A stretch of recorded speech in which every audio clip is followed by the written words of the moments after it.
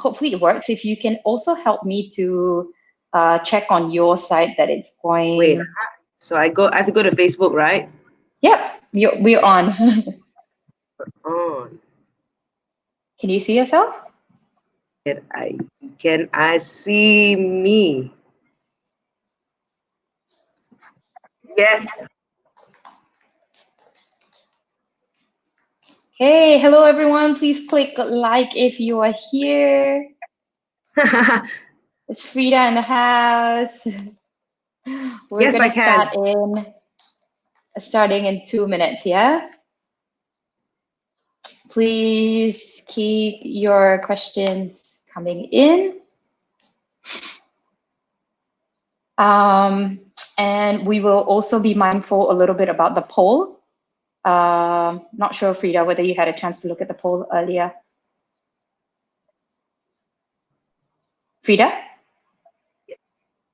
Yeah? Did you have a chance to look at the poll as well, Freda? Do I have a chance to look at the what? The poll? We did a bit of a poll earlier. Oh no. That's okay. I'll bring it out to you. I'm getting an echo. Should something be switched off? Try to switch off as many of your apps as possible, if you can. Very quickly earlier on. Yeah, I can hear you much better. Better?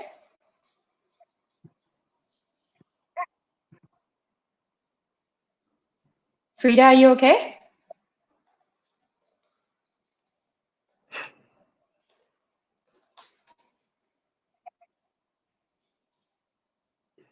Okay. All right, now I can hear you. Awesome. So it's 3 o'clock and we're going to start.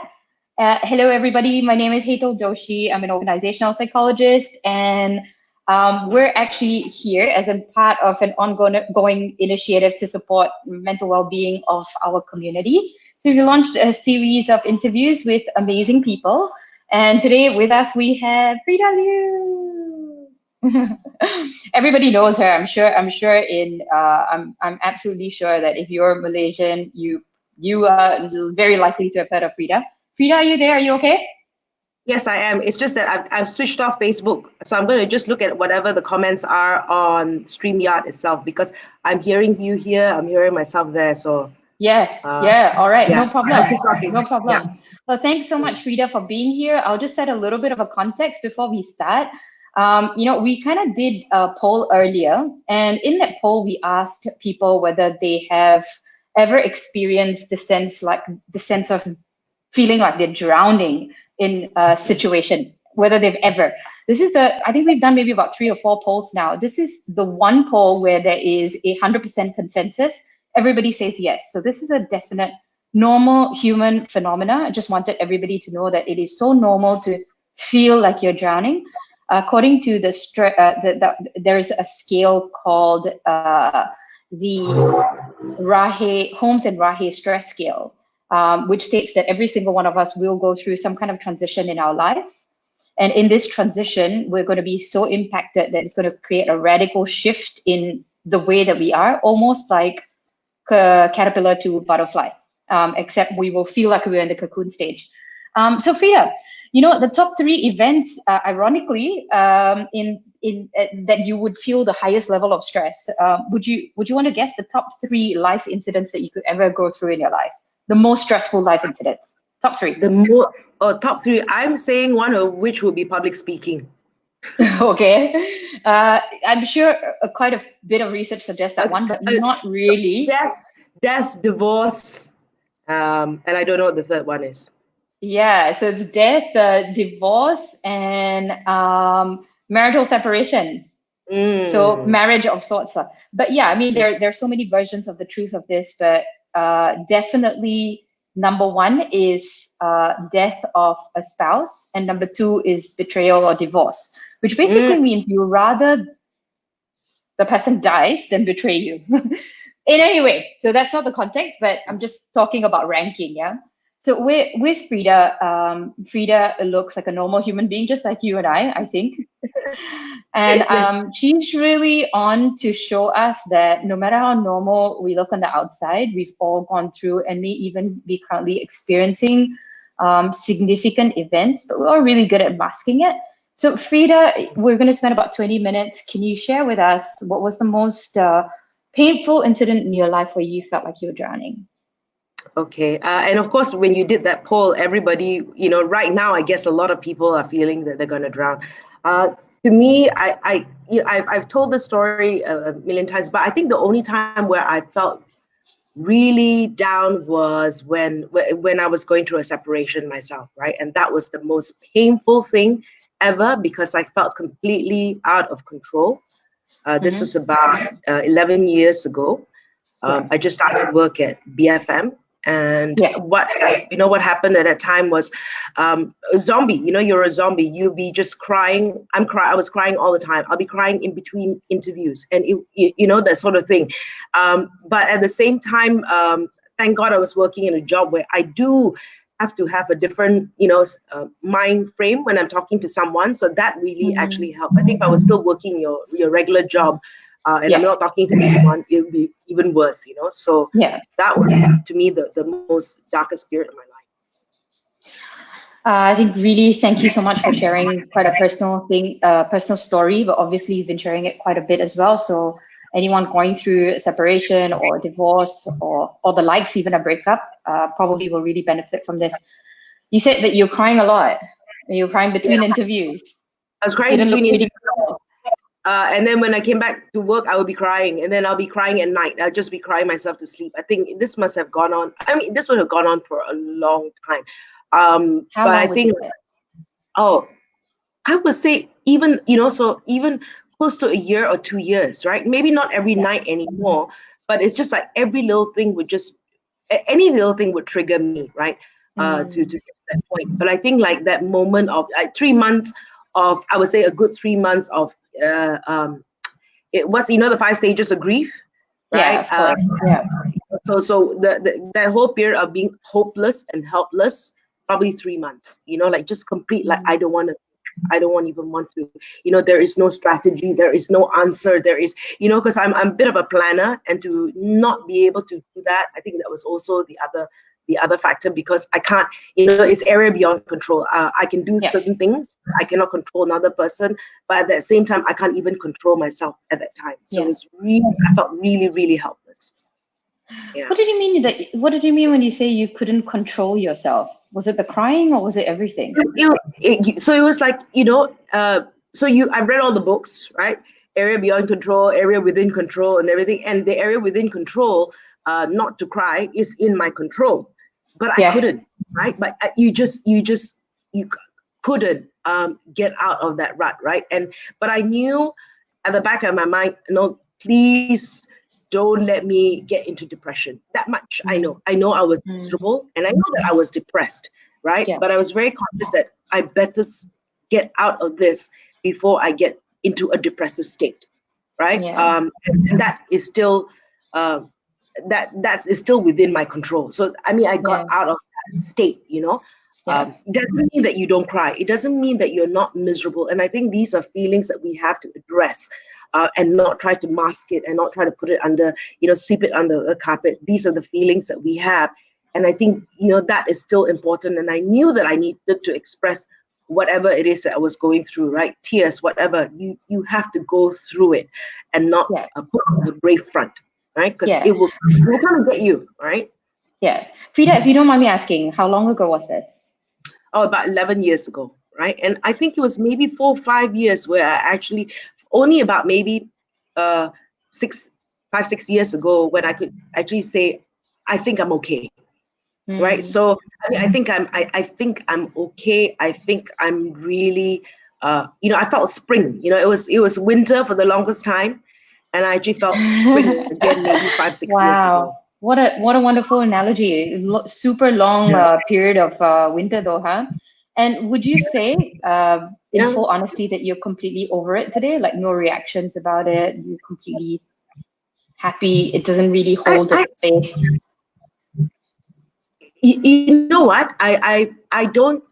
One of the things I always talk about is to be better and not bitter. I mean, there'll be moments that still irk you. I mean, I'm not dwelling on it anymore, right?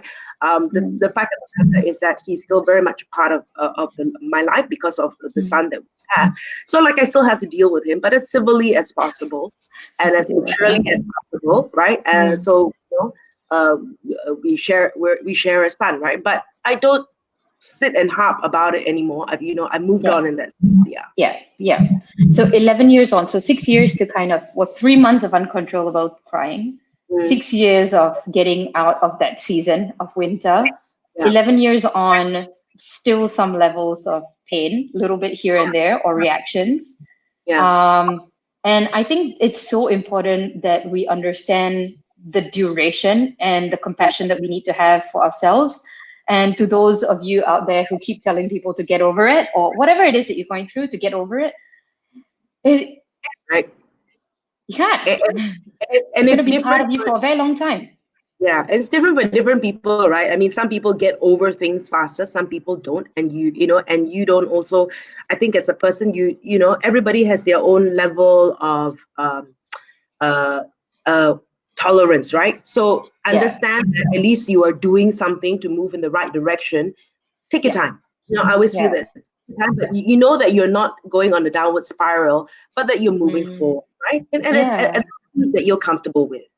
Yeah, absolutely. And it's not like for 11 years that's the only thing that you've been working on. Obviously, it's feelings that are lingering on, but I'm not 100% sure how long it took you. But what began to happen as you slowly moved out of the cocoon towards the butterfly? What were the things that were happening to you? And maybe just before that, Freda, if I can get into a real specific here. We like to label the fear because obviously you're in a state where fear took over. We only have two parts really that we're looking at, like fear versus wisdom that we're always contemplating between. If you could label the fear that you were experiencing, how would you label it in 1 or 2 words? How would I label that fear? Loneliness? That is a feeling. Okay. What did you fear? What did I don't know. Give me words. I can't think. Okay, so just for those of us who are stuck in a situation, naming this monster is really valuable. And until we don't name it, we can't talk to it, and we can't find out what it's about really in a simplistic way, and then begin to do something about it.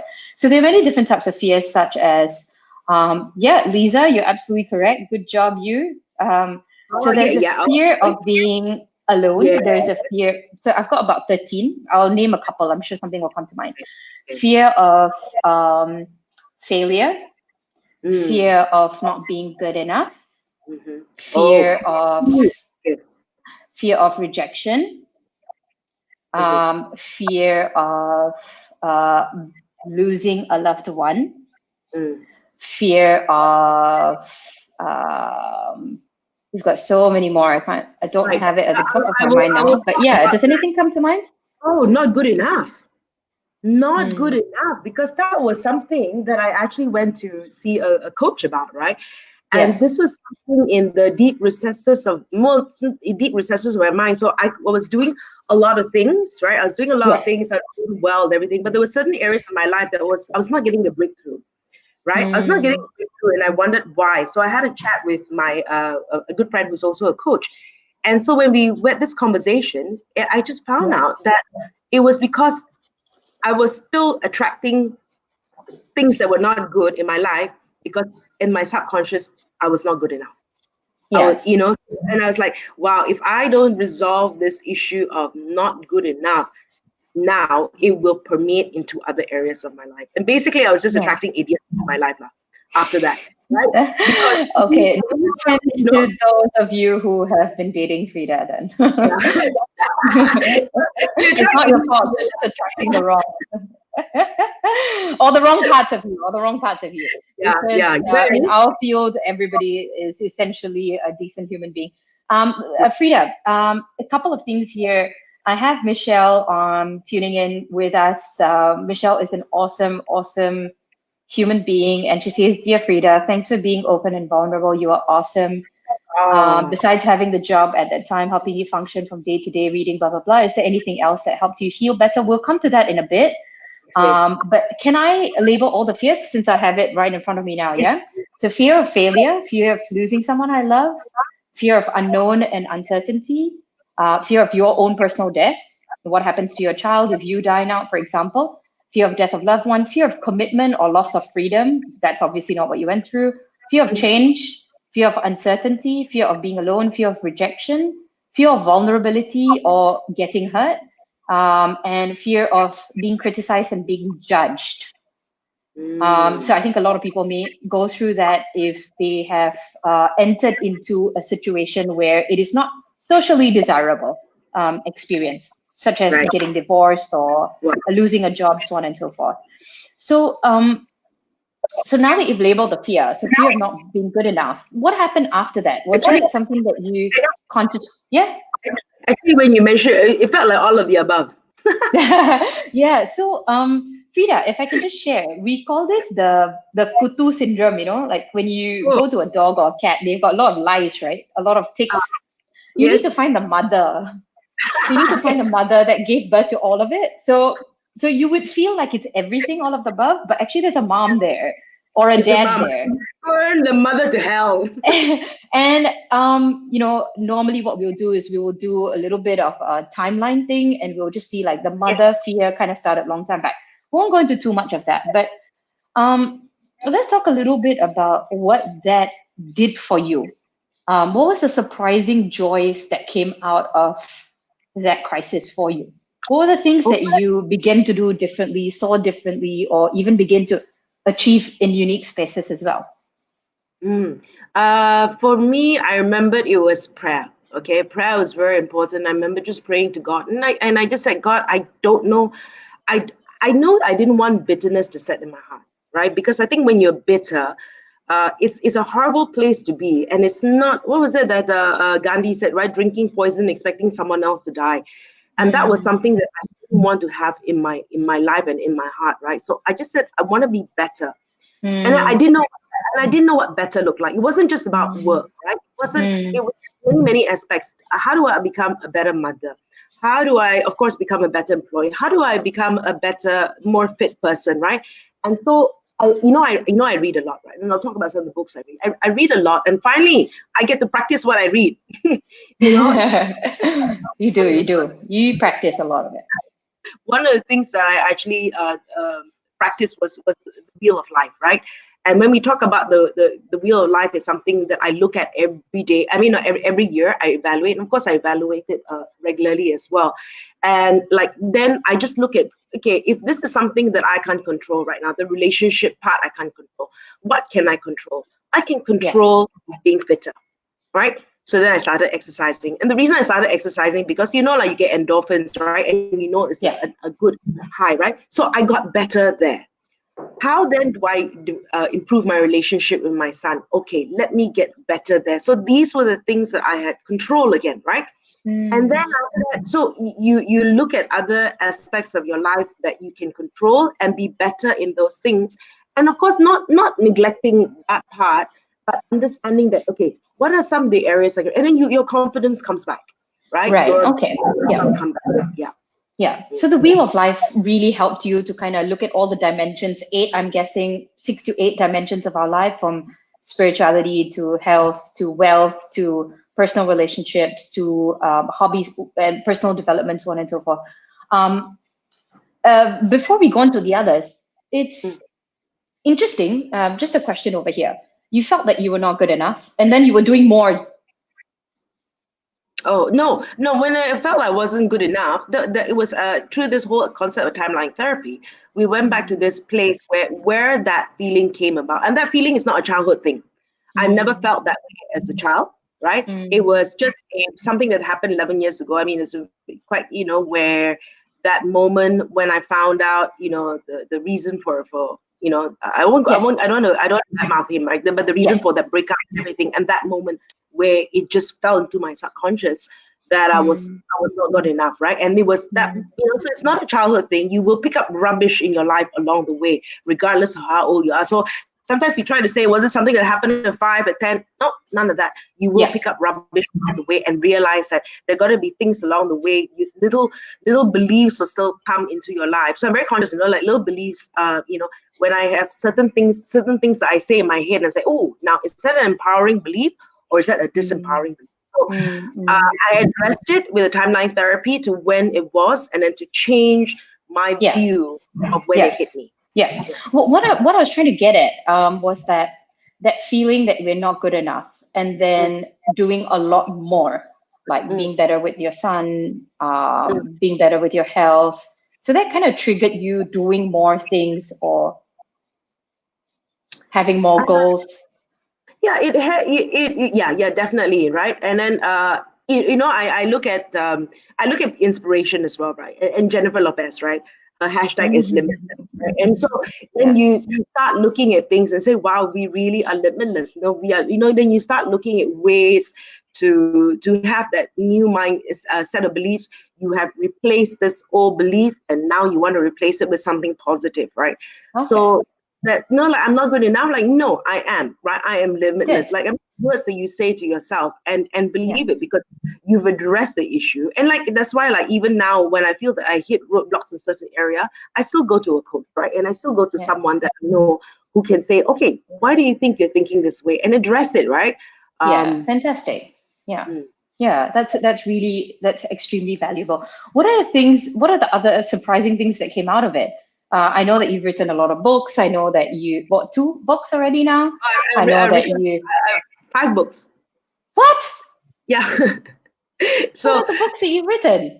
Okay. The first one was called PR Yourself. The second book was called Shake and Spear Your Business. The third one was Everybody Loves Ray. It's a biography that I wrote with the daughters of this man.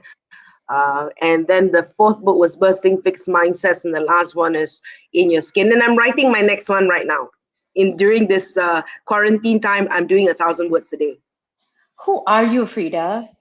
I can't go out, so I'm stuck. So I might as well. I know, but before this, you could, and you wrote 5 books. Right? Well, so there are things that you can do, and there are things that you can try to improve yourself on. One thing that I really wanted to ask: what if this never happened? Do you think you would have been pushing yourself to this extent? I'm not saying that you are, but you've definitely grown and done a lot in very recent years. Right. Did you even run? Yeah, and I wonder, right? If this didn't trigger, would I have done these things, right? I think it comes back to the philosophy of better, not bitter. But like, why does it have to take something horrible, right, to trigger us into something positive? And I think so. I always talk about energy, right? You can get negative energy. You get energy, right?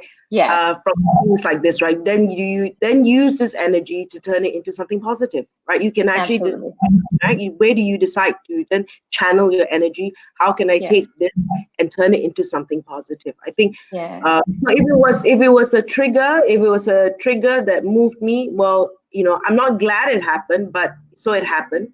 What do you do with what's been given to you, right? You make the best of the situation. So was it a good thing that it happened? Was it a good thing?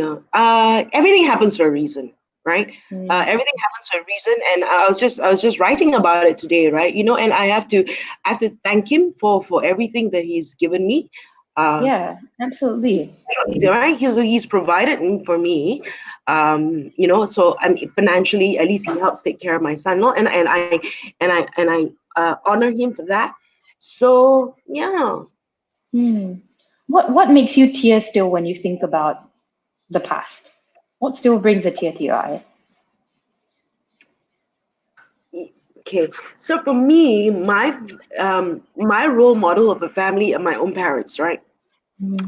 And so I come from a very loving family with very loving parents, right? So I think that is, I feel that I'm not able to give that to my son.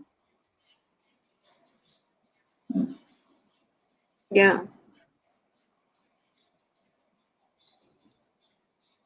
Would he feel the same though? What do you feel that he hasn't gotten? I think he's actually okay. We talk about it, and then actually he's quite clever now. He milks it. He goes to one parent for one thing and the other parent for another thing. So he's quite creative that way. Yeah. Well, big hugs, Frida. Thank you for like being so vulnerable. I think, Virtual hugs. yeah, mutual hugs, big, big fat hug. And just you opening up obviously helps other people open up and just normalize it big Yeah, time. yeah, Normalize it big time. And 11 years on, I think it just comes to show that we should really just stop telling people to get over it. We're not supposed to get over it. We're yeah. supposed to continue living it and, Learn from it. utilizing, Yeah. yeah, every single part of it has added value, I'm sure. Mm. Just earlier you were talking about why do we not do it? Why do we not do this? Why does this only happen to us? Why is it that we do so much more after a bad incident? Why does it take a bad incident for us to get going like crazy? For some of And, us. okay. And Yeah. For the some. Yeah. and you're talking I about don't know. energy, right? So the scientific part of it is that there's actually an energy buildup that Mm. happens Yeah. from the situation that doesn't happen otherwise. So there's a lot of energy, Yeah. more than Yeah. if you never went through it. So like, with MCO and stuff like that, a lot of people are like, oh my God, I finally learned how to do this. I finally did that. It's Yeah. because of the buildup of energy. And I think I think majority of the time we don't recognize, or actually there is a theory, a beautiful quote that says, crisis is the mother of all opportunities. But the problem is that we don't see it in that moment. And because we Mm-hmm. take too long, the memory kind of sticks in our at our cellular level, and we then react to that. But if we can remember that, going forward, that would be great. Yeah. And we do We're some mental creatures of training habit. before situations like this. Sorry? We're creatures of habit, and we humanly we just go for the path of least resistance. I mean, that's Right? human nature. Yeah, Why struggle when when you yeah, don't need? So yeah, absolutely. So going forward, yeah, do you have any advice for what's your top number one advice for right. anyone who is maybe specifically going through a divorce or has gone through a divorce, specific to this one, and Okay. how they can use this maybe to like, yeah, grow obviously. Yeah, Okay. Okay. I'll refer to books, right? I've been talking about book reviews. And I like reading a lot.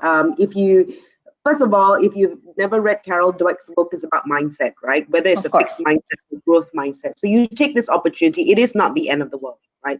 I'm still alive. I'm okay, right? And so then like I said, take this energy. How do you turn it into something positive? How do you use this? Mm, And sometimes you sharing it with someone will make a difference to someone else's life, right? yeah. Talking about this and everything. So you have the growth mindset, right? What can I learn from this? Like even the questions we ask ourselves, right? Why has this happened to me? As opposed to, how can I, and then instead of that, asking yourself, then how can I make this into a better situation? So I ask different questions to myself, Yeah. right? I Yeah. think Yeah. you don't ask these close-ended questions. You ask these open-ended questions that you can then Mm, take it for. That's one book I talked mm, about.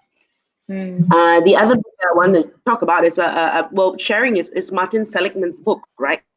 Called From the School of Positive Psychology. And he actually talks about when you go through a difficult period, you actually have to deal with it, right? And when he says deal with it, he didn't mean it flippantly deal with it. When we take, and he's also not discarding depression medication, yeah, but he says what happens Mm. with when we take certain medicine, right? They are Yeah. curative, right? You take pan Yeah. or whatever, it will cure you. But when you take Mm. depression medication, it is resolves 65% of the problem, right? Mm. It's a cosmetic medication, right? Yeah. And Yeah. I'm not saying, I'm not discounting that people, with the Don't right take advice, medication. Yeah. Please do if you need to. Yeah. you need to, right? But the 35% of the issue is not dealing with, and dealing with it is like what I've just shared, talking about it, seeking help. So I didn't take medication, but I sought help, I sought Yeah. advice. I faced it head on. I cried. I did all these Yeah. things, and that's what he means by dealing with it, right? And not say I'm okay, I'm okay. And I'll just share this as well, right?